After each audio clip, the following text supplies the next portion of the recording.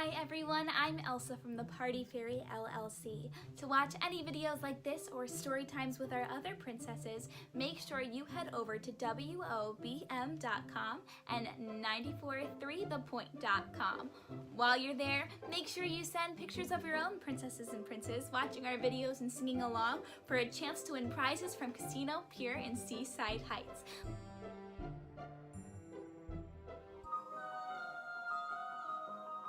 Do you hear that? Where is it coming from?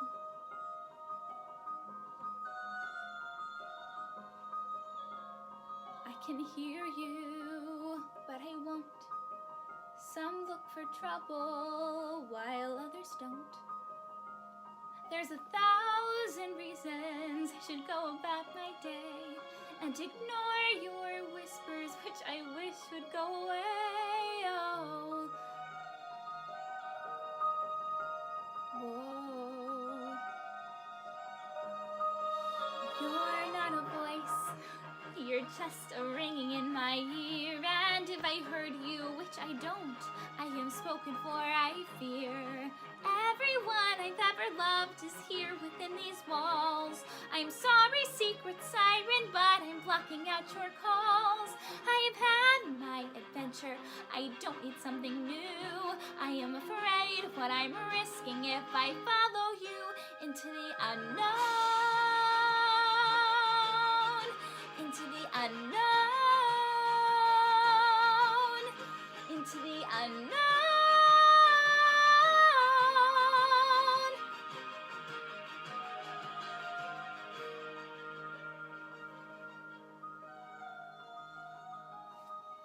What do you want? 'Cause you've been keeping me awake. Are you here to distract me so I make a big mistake? Or are you someone out there who's a little bit like me, who knows deep down I'm not where I'm meant to be? Every day's a little harder as I feel my power grow. Don't you know there's part of me that longs to go into the unknown,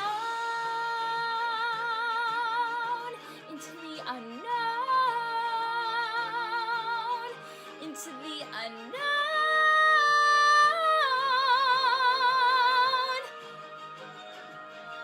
Whoa, are you out there? Do you know me? Can you feel me? Can you show me?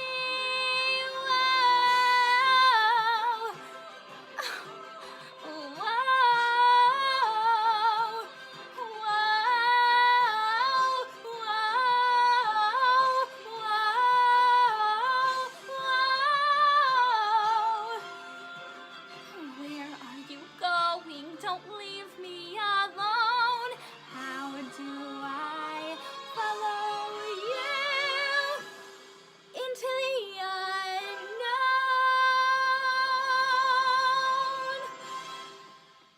Wow, everyone, that was beautiful. Thank you for singing with me. Next, I'd love to do a story time.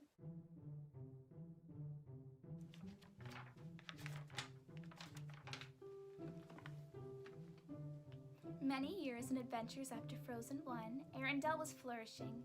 Elsa was the new ruler, and she and Anna surrounded themselves with a friendly group, composed of a snowman, a reindeer, and a mountain man they called family. One evening they were all playing charades. Olaf and Kristoff made a great team. Kristoff guessed correctly every time Olaf rearranged himself into a new shape. It was Elsa and Anna's turn. As Elsa stood up before the group, she heard a haunting melody sung by a voice that no one seemed to hear. It took her focus off the game. When the round was over, Elsa abruptly excused herself, saying she was tired. Anna knew her sister wasn't just tired. She opened the door to Elsa's room and saw that she had wrapped herself in her mother's scarf. "You do that when something's wrong," said Anna. "What is it?" Elsa wanted to tell Anna about the voice, but decided against it.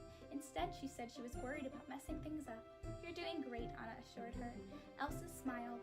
"What would I do without you?" she asked. "You'll always have me," Anna replied. Later that night, the voice woke Elsa, louder and more insistent than before. She followed it to the fjord. She needed to know more about it. Elsa began to sing along with the voice's call. As she did, she felt her magic getting stronger.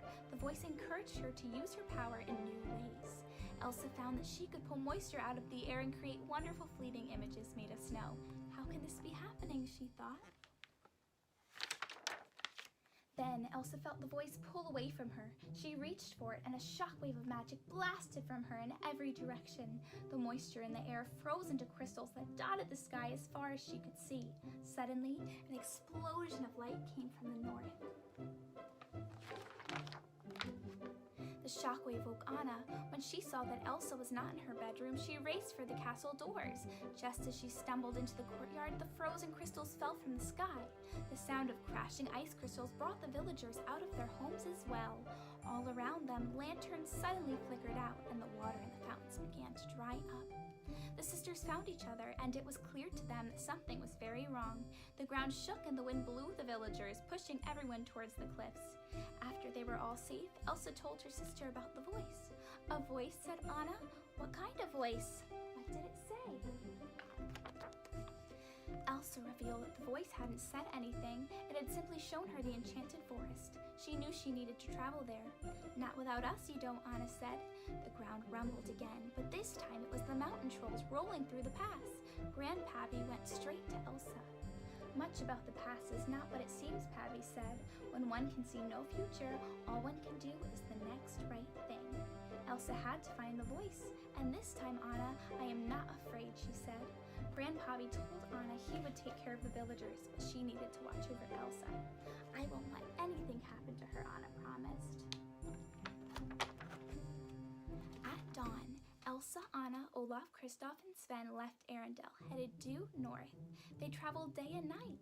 Their mission was too important, the stakes too high, to stop for rest. Olaf tried to lighten the mood. "Who's into trivia?" he asked, but he didn't wait for a response. "I am." "Okay." The snowman kept up a never-ending chatter, revealing fun facts he had discovered since learning to read. "Did you know that water has memory? Did you know that men are 6 times more likely to be struck by lightning?" "Sorry, Kristoff." As they went over a small hill, Elsa heard the voice again. She asked Kristoff to stop the wagon. Straight ahead, the sun revealed the enchanted forest, shrouded in a heavy mist. Elsa raced across the plain with Anna right behind her, but they stopped before reaching the mist. "We do this together, okay?" Anna said. "Together," Elsa replied. At once, the mist began to part. Kristoff, Olaf, and Sven hurried to join Anna and Elsa. The group stared as 4 giant stone columns were revealed. The friends moved slowly toward the monoliths, but once they were inside the mist, it closed around them. They were trapped. They didn't have time to be concerned as the mist began to push the friends into the unknown. They eventually stumbled into a wooded area. Everyone looked around in amazement. They had entered the enchanted forest. Suddenly, the snowman was swept up by a gust of air. "Olaf!" Elsa cried, rushing towards him. It was the wind spirit. Moments later, the whole group was caught up in its vortex. Elsa sent a blast of magic that pushed everyone out of the whirlwind, except her. She filled the vortex with a steady stream of snow and slowed its spinning. Then she threw her arms open and snow flew everywhere. Elsa was free, and she was surrounded by ice sculptures depicting beautiful moments frozen in time. "What's that thing you say, Olaf?" Anna asked. "Water has memory," Olaf said. As Anna and Elsa walked among their sculptures, one in particular caught their attention. It showed their father as a teenager. He was being rescued by a girl who wore a scarf that was just like their mother's. They suddenly heard a loud banging. Reindeer quickly surrounded Elsa and the others as people emerged from the bushes. They were the Natholdra. Anna grabbed an ice sword from one of the sculptures. "Lower your weapon," said a Natholdra woman named Honeymarin. Seconds later, soldiers from Arendelle in faded and tattered uniforms appeared. "And you lower yours, Lieutenant Matthias of the Arendellians," said to Honeymarin. But another Natholdra, Yelana, sneaked up behind them. "Threatening my people, Lieutenant?" she said. The 2 groups charged, both wanting to be the first to capture the sisters and make friends. Elsa used her magic to make the ground slick, causing the Natholdra and the Arendellian soldiers to slip and fall. That was magic, Matthias cried. As Matthias got to his feet, Anna asked, "Do I know you?" She and Elsa walked over to him. Then it hit her. His portrait was in the castle. "You are our father's official guard," Anna exclaimed. "I see him. I see him in your faces," Matthias said. The young Nitholdra were also eager to meet Anna and Elsa. Honeymaren approached them and asked about the scarf Anna was carrying. Anna explained that it had been given to her by her father, who had then given it to her mother. It was remarkable to all that a traditional Nitholdra scarf was cherished by an Arendellian queen. Maybe the two sides were more alike than different. Without warning, a bright light shot out from behind a tree. It was the fire spirit. Everything it touched burst into flame. People scattered, but Elsa stayed to battle the blaze with her magic. The Nitholdra reindeer panicked and ran. Kristoff jumped onto Sven and took off after them. Elsa spotted the tiny fire spirit, a salamander, under a rocky overhang. Elsa held out her hand and the spirit cautiously climbed onto it. She smiled and sprinkled the salamander with snowflakes. "It's time to go north," Elsa said. Anna and Elsa found the ship that their parents had used to discover Elsa's parents.